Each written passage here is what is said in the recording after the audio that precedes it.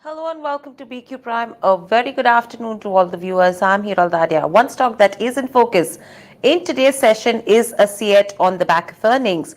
A strong set of numbers that have been reported. The stock is also trading in the positive. And interesting is that the stock has in fact, has more than doubled in the last 1 year as well. The clear strategy of the company with regards to market share gains as well as premiumization is auguring well. Joining us on the show to discuss the first quarter numbers, we have Kumar Subbiah, CFO at Ceat. Kumar, good afternoon and welcome to the show. And firstly, congratulations for the first quarter numbers. Thank you. Thanks a lot.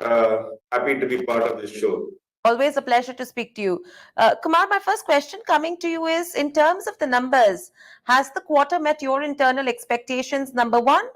And two, is this as per what the company was planning?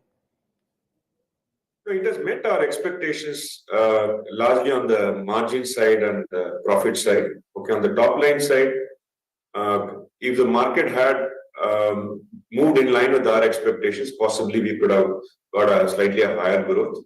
But on the margins and profits, we are happy with not only the quarter's progress, but the last 4 quarters' progress. Our margins have been improving in the last 4 quarters, and we are now very close to a normal range in which we would like to operate, which is about 12, 13, 14% level. So we are happy with the progress that we have made in the last 4 quarters. Right. Overall, if you see in terms of the raw material price trend, which becomes absolutely crucial, taking the way crude and rubber prices pan out, what's the trend looking like? In the last quarter, the quarter that went by, the raw material prices overall, in terms of overall raw material basket, moved within a range, within that range. Okay, and after many quarters, after almost 7 to 8 quarters, we saw some stability in the raw material prices, so which also to some extent helped in terms of keeping our margins stable. As of now, except in the last 1 week or 10 days, otherwise crude oil moved within the range of about $75 to $80 level, though it has moved to around $83 in the last 3-4 days. And other raw materials that go into the manufacture of tires, except carbon black, most of the other materials also moved within a range. So we witnessed a stability in the previous quarter. We look forward to stable raw material prices going forward. Recent hike in the crude oil prices in the last 1 week is kind of a little bit of worrisome. I hope it gets back to the range of $75 plus or minus 5 soon. Right.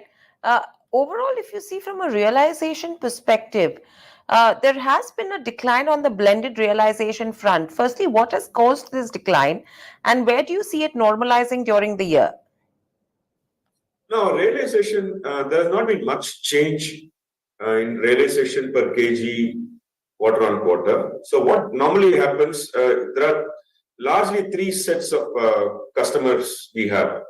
One is, say, aftermarket. Second one is original equipment manufacturers.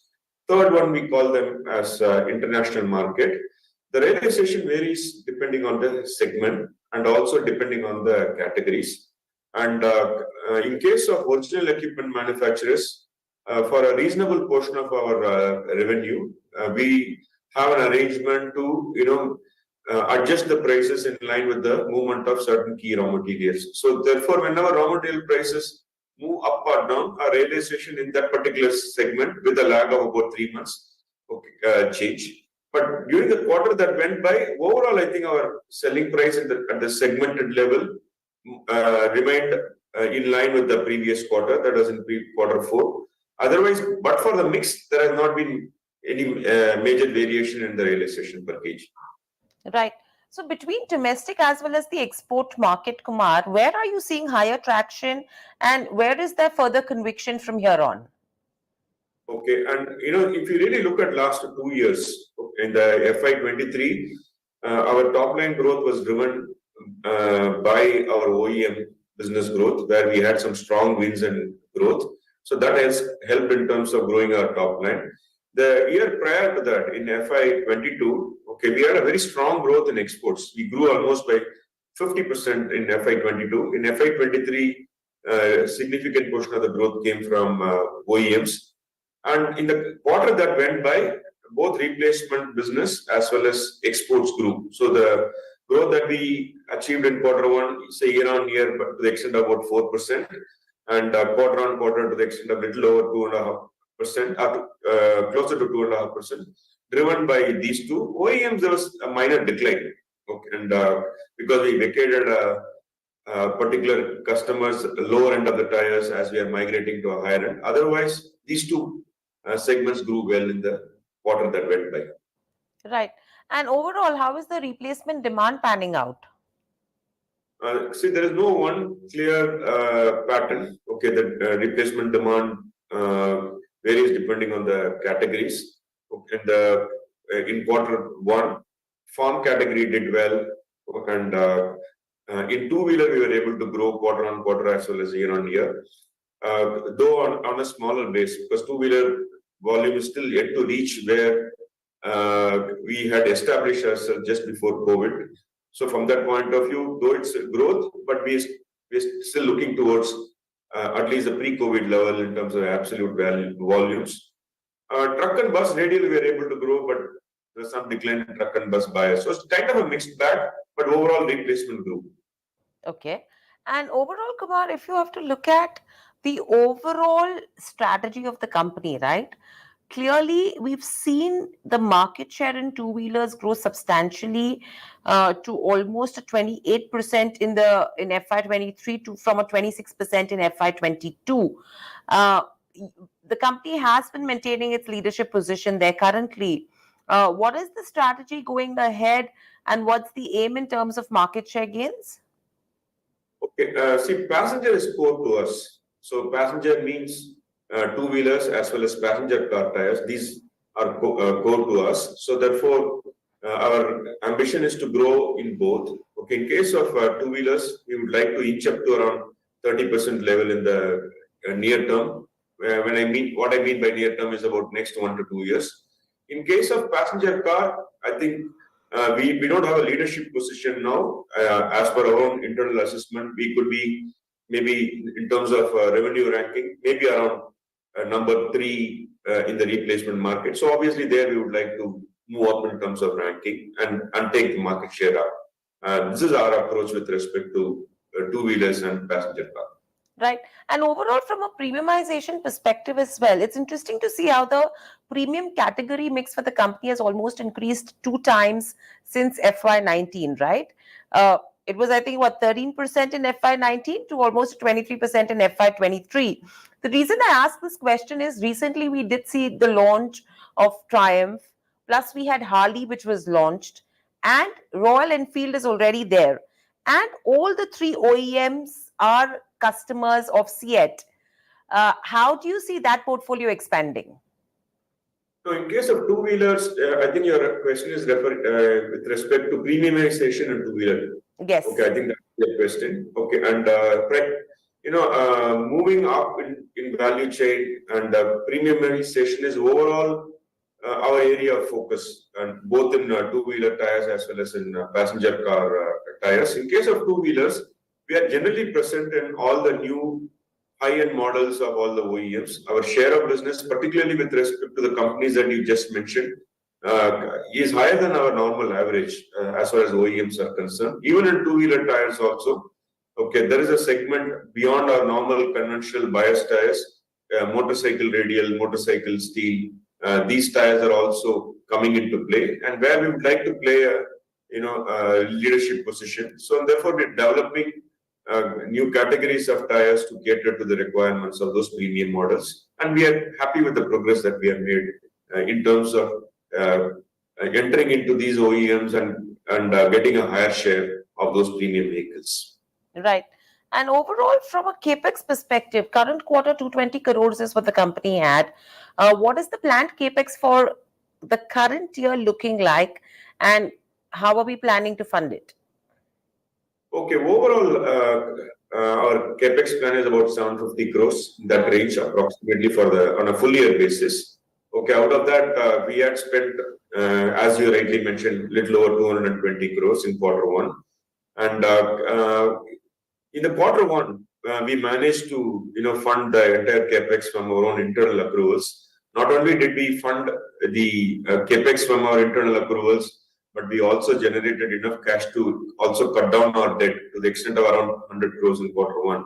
So if we continue to operate at the current level in terms of margins, and if we are able to generate cash, we should be largely able to fund our capex requirement from our internal accruals.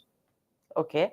And overall, the current plan with regards to fundraise through the issue of debentures, what is the plan on that front, and how is the company planning to utilize those funds? Okay, see, I think you are referring to the approval that board has given. Yes, for the 550, I think, odd crores. Yeah, NCDs. Okay, it's more an enabling provision. Okay, we got it approved by shareholders in the recent annual general meeting. There is a requirement with respect to funding of our long-term requirement in terms of about 20% of the total long-term will have to come from NCDs. Is the new requirement effective last year? Okay, effective year starting April 22 onwards. So in the last year we did raise some money through NCDs. Okay, to meet that requirement that has come up from year 2022. For us, this is more, an enabling approval. Should there is any opportunity for us to replace any of our existing debt through NCDs, we may look at it. I don't think we need any NCDs from meeting the requirements with respect to long-term funding, as we did not increase our debt in the year that went by. So it's more an enabling provision. We will utilize it as and when we see an opportunity in terms of raising money from NCDs, possibly at a cost lower than what our existing arrangements are. And but it is very likely in the event we go for it, likely to replace any of our existing debt rather than adding to our existing debt. Right. And very lastly, what's the growth that the company is aiming in terms of FY24, and keeping in mind the target of FY26, where the company is hoping to capture more market share in their segments, especially passenger vehicle and the two-wheeler category. Are there any plans with regards to price cuts or other strategies, taking into consideration the nature of the business and the way the industry is moving? Okay, I'll divide this response into two parts. In terms of growth, if you really see last 3 years, we have been growing strongly. Even in the COVID year, when our operations were impacted in the first quarter of FY 2021, we still managed to grow by about 14%, followed by about 21% growth in FY 22 and about 22% growth in the FY 23. So therefore, there's been strong growth in the last 3 years. Okay, one difference is that between the current year and the previous 3 years is a reasonable portion of the growth of last 3 years also came through price growth in addition to volume growth. Looking at stability in raw material prices, okay, it is very likely that the current year's growth would come more through volumes and less from price. That's our understanding, assuming that commodity prices remain stable. Okay, we are working towards getting a double-digit kind of a growth. Okay, the Q1 we did about 4% year-on-year. Okay, but given an opportunity, at least by the time we exit the current year, we would work towards getting a double-digit kind of a growth. Our growth drivers would be, one of them would be, say, the international market exports. We are launching tires in new geographies toward the end of the year, and specialty, that is, agri-radial is another area where we have added capacities. So we hope to utilize that capacities in the exports market is one area where we would like to grow. We continue to expect growth in OEMs towards the second half of the year, as we exited some of the lower size tires in the passenger car, which we are likely to get back in the form of higher inch tires in the later part of the year, could give us some growth. In the replacement, I think we are focusing growth, and we expect to grow in passenger car. We expect two-wheelers to get back to at least where it was before pre-COVID levels, or some other categories that we expect to grow in addition to passenger car. So basically, it's across various categories, but in the chosen markets is where we expect to grow. Right. So that's the roadmap looking like in terms of Ceat. Thank you so much, Kumar, for joining us on the show and giving us those views. Always a pleasure to speak to you and get insights. Thank you. Stay safe and speak to you soon again. Thank you very much.